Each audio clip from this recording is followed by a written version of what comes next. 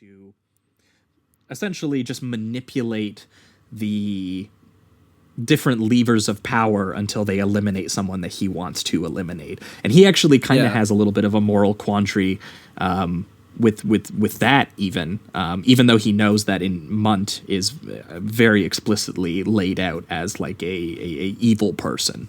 Yeah. There's just something, I guess, sort of like morally compromising about the work itself that Le Carre just really understands more than other people. And again, the very stark black and white photography about like these morally gray people and the way that the spy work is done so realistically and so in a way that just kind of disheartens you. Yeah. Oh yeah, man. This was like I said, I mean, I by the end of this movie, it really just instills like a complete hopelessness in you, and that everything that's going on behind the scenes when it comes to our politics, our government and military and things like that it's just nothing but just darkness and it seems evil men behind the scenes. Like the movie can't even come alive for like a stripping sequence. Like when they go to that restaurant, they see like the strip show happening, and all of the people are just watching in like complete silence, and the filmmaking is like so disaffected. Right. I was just gonna say that because most of the time you have that thing where it's like, oh, they're letting loose, right? They're like, it's always the guys in like the suits and they're just like swinging their ties around or whatever, grabbing some whiskeys. But it is just this very still shot of the girl just kind of slowly unraveling her pantyhose, and the guys are standing there sitting there with just nothing, no emotion, no talking. They're not even talking amongst themselves. There's just a complete like idea of, it's like lifelessness. Like it's just like these people are alive, but they feel nothing. Like they're just kind of doing an aimless job that they don't even necessarily know what will result from it. They just hope that it's going to be something positive for their side.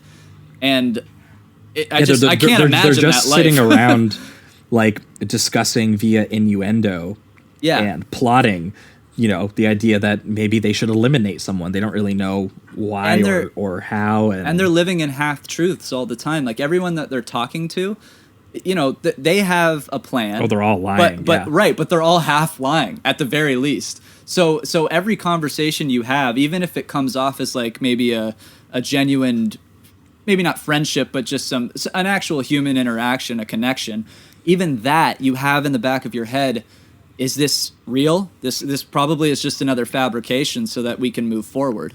And it's just like, I can't imagine living such a emotionless and lack of love life. Like it's just it's really hard to watch sometimes. You're like, God damn, this guy has nothing, like just nothing. And he's fighting for a country like that, so you'd think that he'd have some type of like maybe national pride even or something like that, but it really feels like there's just nothing. It's just like this aimless agent that's been doing it for too long, and now this is all he knows. So the implication is similar to Le Carre, that he's someone who was previously, patriotic in some ways, but the work itself has so disillusioned him. I mean, the key to so much of Le Carre's books is the idea that Western tactics and methods, in his opinion, and the work that he did, because I mean he literally in the MI6 he ran agents, he conducted interrogations, he tapped phones. Right.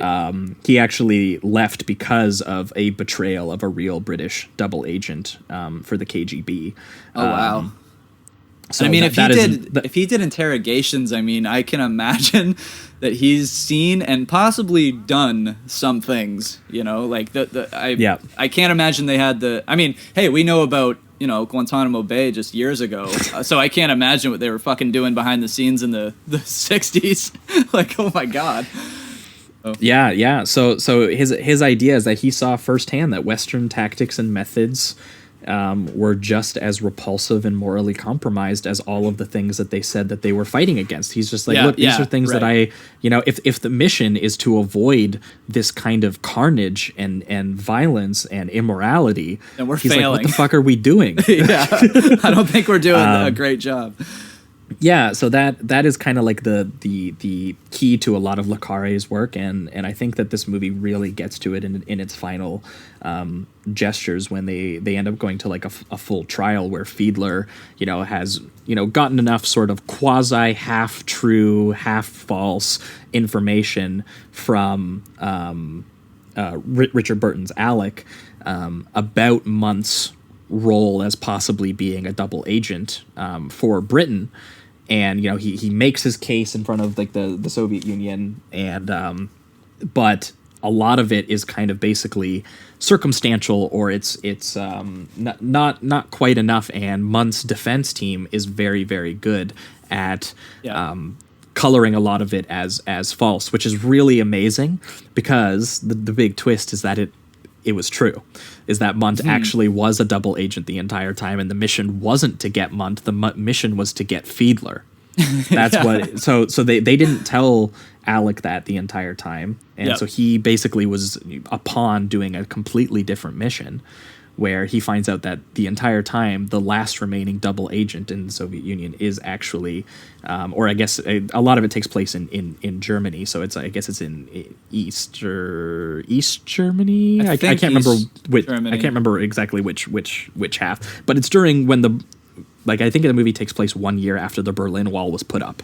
So the Soviet side of Germany has a double agent in their mix, and it is Munt. And this entire mission that he's on isn't to kill an evil Nazi. It's actually to protect an evil Nazi who is helping his team. Oh, man. And they find out by, proving that, he struck up, the one sort of piece of warmth